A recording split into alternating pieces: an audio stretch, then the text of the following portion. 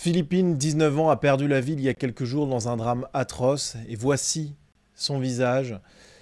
Le visage d'une jeune fille, pleine de vie, souriante, heureuse, qui avait devant elle un avenir radieux qui lui était promis et qui a été malheureusement victime de l'enfer dans lequel la France est plongée depuis des années et des années maintenant. Et je dois vous avouer que j'en peux plus de tout ça. Voilà. C'est malheureusement pas un cas isolé, on va y revenir. Alors, je voulais vous montrer ce dessin réalisé par Laurel, qui avait déjà dessiné le visage de Lola ou encore de Thomas. Et voici donc Philippine, donc un très beau dessin qui a été repris par Damien Rieu avec une affiche. Philippine, 19 ans, tuée par un migrant marocain sous obligation de quitter le territoire français et déjà condamné pour viol. Parce que oui, Philippine a croisé le chemin d'un malade mental, d'un dégénéré, d'un prédateur qui n'avait rien à faire sur le territoire. Alors, avant de parler de ce monstre, parlons de Philippine. Les témoignages ont afflué et ils vont tous dans le même sens. Élevée dans une famille catholique avec ses 5 frères et sœurs, Philippine s'investissait dans la vie de la paroisse de Montigny-Voisin, dans les Yvelines, notamment pour la messe des jeunes, et était membre des guides et scouts de France. Elle était très active, très gentille et très proactive. Elle était toujours partante et disponible s'il y avait besoin de faire quoi que ce soit ou pour motiver les autres, a témoigné un des encadrants scouts auprès du Figaro. C'était une très bonne élève qui aimait beaucoup lire. Elle était profondément gentille. Elle était douce et très discrète. Ce n'était pas quelqu'un d'extravagant. Elle passait du temps avec sa famille dès qu'elle le pouvait, complète encore une étudiante de son université. Sur BFM, on a d'autres témoignages. L'une des enseignantes de Philippine décrit la jeune femme auprès du Parisien comme une étudiante très intelligente, qui s'asseyait toujours au premier rang, mais aussi bienveillante et solidaire envers ses camarades. Un autre professeur évoque quant à lui auprès du Figaro une tête de classe, une jeune femme brillante et très travailleuse. Voilà qui était Philippine. Et là, c'est la catastrophe absolue. Parce qu'évidemment, il n'y a pas de hiérarchie dans les victimes de ce genre de monstre, bien entendu. Mais malgré tout, il y a quelque chose dans la personnalité de Philippine qui résonne profondément avec nous, mais aussi avec, je l'ose, la France. Voilà. Quelqu'un de catholique. Vous savez, moi je ne suis pas catholique, mais je le dis malgré tout. Ça fait partie de l'identité de notre pays. Et c'est la France de nos grands-parents, en fait, qui est assassinée avec Philippine. Catholique, bienveillante. Vous voyez qu'elle faisait pas de vagues du tout. Elle était toujours assise au premier rang, etc. Enfin, vous voyez quel genre de fille c'était. On le voit tous en réalité. Et ça rend d'autant plus insupportable sa mort de voir quelle personnalité Philippine avait. Et ce qui est absolument catastrophique, c'est que Philippine, douce, gentille, brillante, promise à un avenir radieux, elle est morte parce qu'elle a croisé la route de tas migrants clandestins marocains sous OQTF, déjà condamné pour viol en 2019. Il avait été condamné en octobre 2021 pour des faits de viol commis en 2019 alors qu'il était mineur selon le parquet de Paris. Il avait ensuite été libéré en juin dernier, donc en 2024. Alors, condamné en 2021 à 7 années de prison. En tant que mineur, 7 années de prison, je n'ai pas réussi à retrouver les détails du viol, mais quand on connaît le laxisme français sur lequel on va revenir tout de suite, c'est une peine qui est quand même relativement lourde. Alors, pas du tout autant qu'elle aurait dû l'être, bien entendu, mais par rapport au laxisme habituel, 7 ans de prison, c'est pas complètement rien, surtout quand on est mineur. Mais vous imaginez bien que 7 ans de prison, quand on est condamné en octobre 2021, la libération en 2024, elle est un peu étrange. Alors l'explication, à mon avis, c'est qu'il a été arrêté dès 2019 et qu'il a fait la détention provisoire qui a compté dans les fameux 7 ans. Et donc, 2019 jusqu'à 2024, on a la moitié des 7 ans qui est purgée. Bon, et donc, puisqu'on vit dans un enfer laxiste, eh bien, il a pu être remis en liberté par le jeu des remises de peine, etc. Alors, pour être parfaitement précis, il n'a pas été remis totalement en liberté. Il a été placé dans un centre de rétention administrative en vue de son expulsion. Sauf que, le 3 septembre dernier, un juge des libertés, on aimerait bien avoir son nom à ce juge, a décidé de le libérer. Et on aimerait bien savoir qui était l'avocat. Est-ce qu'éventuellement, il n'y avait pas... Enfin, éventuellement, bon. Est-ce qu'il n'y avait pas des associations gauchistes dans le lot, parce que les gauchistes détestent les centres de rétention administrative. On va y revenir. Donc le 3 septembre, il est libéré. Ok. Le lendemain, horrible, le Maroc donne son feu vert pour l'expulsion, mais c'est trop tard. L'individu a disparu. Alors là où c'est incroyable, c'est que l'individu, après avoir été libéré du centre de rétention administrative, il était assigné à résidence dans un hôtel où une chambre a été mise à sa disposition. Donc payé par nos impôts. Voilà, le fruit de notre travail sert entre autres à payer ce genre de choses. La seule dépense acceptable pour ce type-là, c'est un billet d'avion. Voilà, c'est tout. Et encore, voilà, un avion militaire affrété pour l'occasion avec des dizaines de mecs comme lui, ça suffirait aussi largement. Mais on payait pour une chambre dans un hôtel. Alors, évidemment, il s'est barré immédiatement, parce qu'il n'y a que des gauchistes pour croire qu'un type aussi dangereux va respecter son assignation à résidence. Bon, et donc, il a commis l'irréparable en tuant Philippine. Alors, on n'a pas tous les détails sur l'affaire. J'ose espérer qu'il n'y a pas eu, en plus du meurtre, des actes préalables, type viol, comme il a pu en commettre en 2019. Voilà. On n'a pas les détails, il n'y a rien qui invalide cette hypothèse. J'espère que c'est juste une hypothèse, évidemment. Mais ce monstre a donc agi quelques jours après avoir été remis en liberté par un juge. Bon, alors, est-ce que ce drame absolu est un fait divers? Si c'était quelque chose de totalement marginal, qu'on n'avait jamais vu auparavant, et si le profil du tueur était là encore dans la marginalité, on pourrait se dire que aussi dramatique soit cette affaire, il n'y a pas de fait de société derrière. Sauf que, évidemment, on le voit, il y a une surcriminalité effarante de la part de ces fameux OQTF, ceux qui sont obligés de quitter le territoire français théoriquement, bon, mais on voit que de nombreux drames des dernières années ont été commis par des gens sous ce régime-là, et de manière encore plus large, on va se détacher des OQTF, mais chez les extra-européens, il y a évidemment une surdélinquance qu'on peut voir de manière massive dans les drames de ce genre. Donc ce qui est arrivé à Philippine n'est pas un fait divers, parce qu'on sort de la marginalité pour voir des tendances de fond qui nous disent quelque chose de bien plus grand que ce drame terrible, et qui nous dessinent en creux les ravages de l'immigration extra-européenne et bien entendu du gauchisme. Et justement, on va parler de la responsabilité de l'idéologie de gauche avec un premier élément qui saute aux yeux dans ce dossier, comme dans beaucoup d'autres, c'est le laxisme judiciaire. Alors, notre nouveau garde des Sceaux, notre nouveau ministre de la Justice, Didier Migaud, récemment, il y a quelques jours, il nous disait « Le laxisme de la justice n'existe pas ». Voilà. Bah, je suis désolé, mais cette affaire, comme beaucoup d'autres, nous montre que cette déclaration, c'est de la folie furieuse. Et tout le monde le sait en réalité. Même lui, il ne croit pas à ce qu'il dit. Évidemment que la justice française, elle est laxiste. Bien entendu. Et là, déjà, on peut se poser deux questions. Premièrement, pourquoi ce type-là, migrant clandestin, violeur, a-t-il été condamné à seulement 7 années de prison?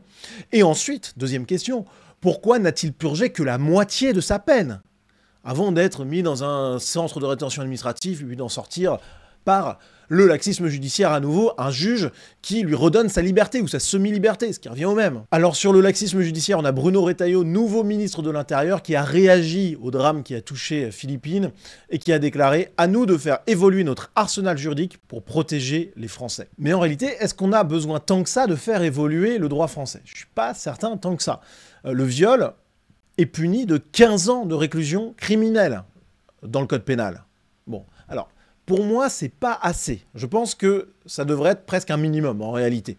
Et on devrait aller jusqu'à 20 ans, 30 ans, et même 40, ou la perpétuité, bien sûr, et pourquoi pas même envisager un jour le retour de la peine de mort pour des cas vraiment abominables. Mais en tout cas, bon, 15 ans, dans ma tête, c'est un strict minimum. Ceci étant dit, c'est déjà beaucoup plus que 7 ans. Et c'est beaucoup plus que ce à quoi les violeurs sont condamnés de manière générale en France. Donc, on n'a pas tant besoin que ça de faire évoluer le droit français.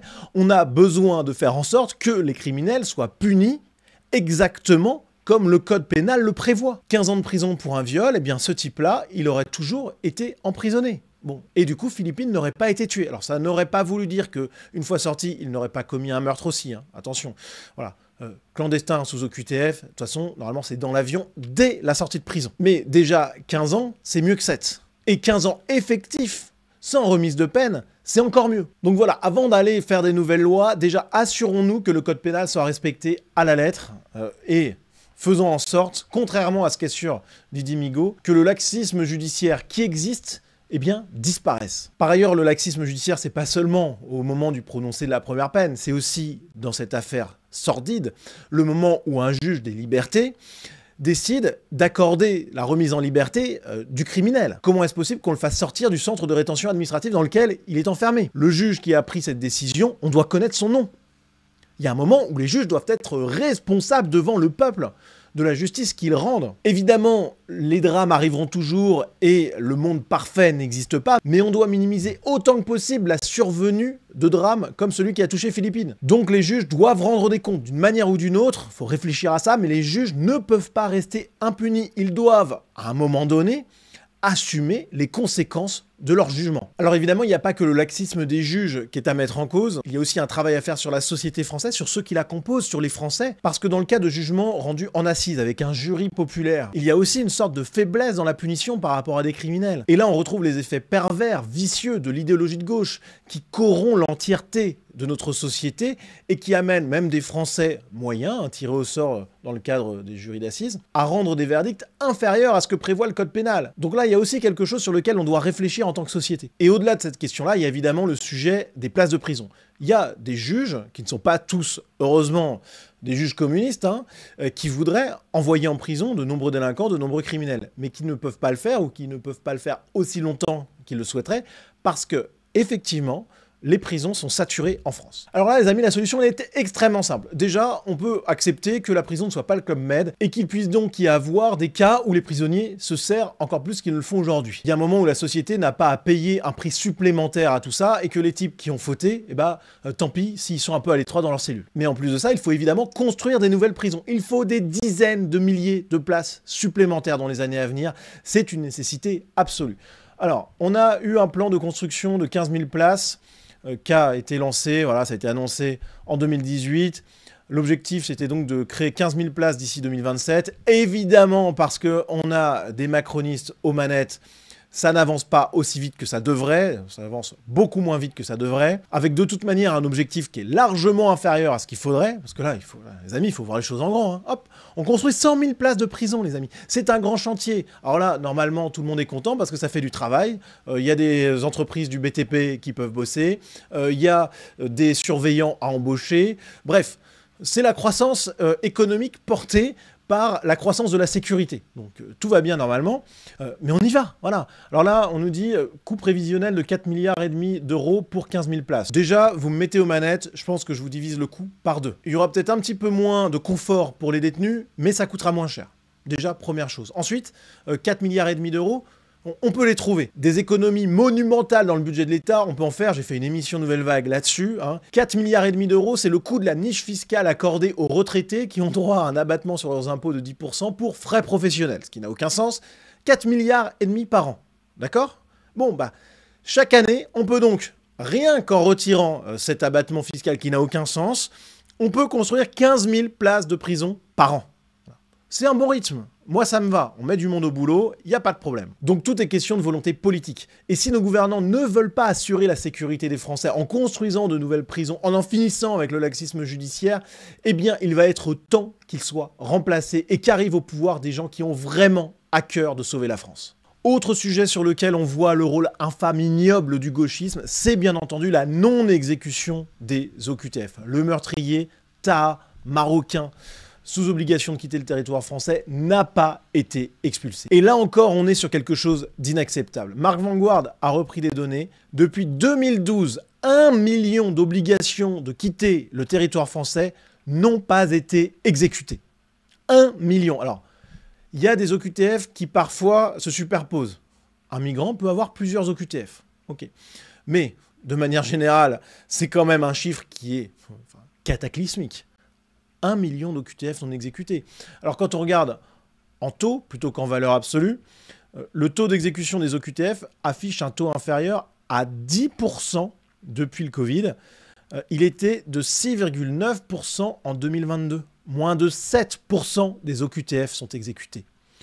Moins de 7% des criminels, des délinquants, des clandestins qui devraient quitter le territoire français y restent. Alors pourquoi ils ne sont pas expulsés? D'abord parce qu'il y a des associations gauchistes qui font tout en engageant des avocats, en entamant des procédures, etc., etc., pour que les OQTF ne soient pas appliqués. Voilà, première chose. Ensuite, il y a bien sûr le manque de volonté de l'État, et notamment du ministre de l'Intérieur.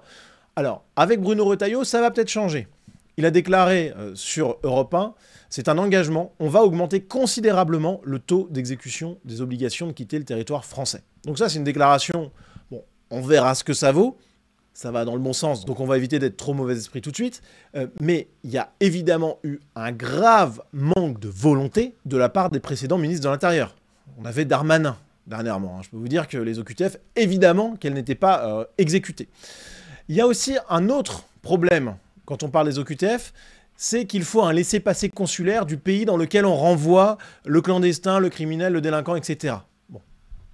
Et comme le note Pierre-Marie Sève sur Twitter, la non-application scandaleuse et honteuse des OQTF n'est pas du fait du ministère de l'Intérieur, mais du ministère des Affaires étrangères. Bon, le ministère de l'Intérieur a quand même une responsabilité, hein, mais c'est vrai que le laissez-passer consulaire, c'est le Quai d'Orsay qui doit négocier. Donc il y a un problème multifactoriel, mais à chaque fois, on retrouve quand même cette problématique, le manque de volonté, le manque de courage, ou même l'idéologie de gauche qui s'exprime là à plein en essayant d'empêcher ces OQTF. Alors ce drame terrible qui a coûté la vie à Philippine, il a révélé une fois de plus le culot ignoble de la gauche, qui est vraiment en dessous de tout. Les gauchistes se sont illustrés de manière désastreuse une fois de plus. Alors, quelques heures avant qu'on sache que le criminel était un clandestin sous OQTF, on a Lucie Castet qui, sur BFM, a affirmé être plutôt favorable à la régularisation de tous les sans-papiers.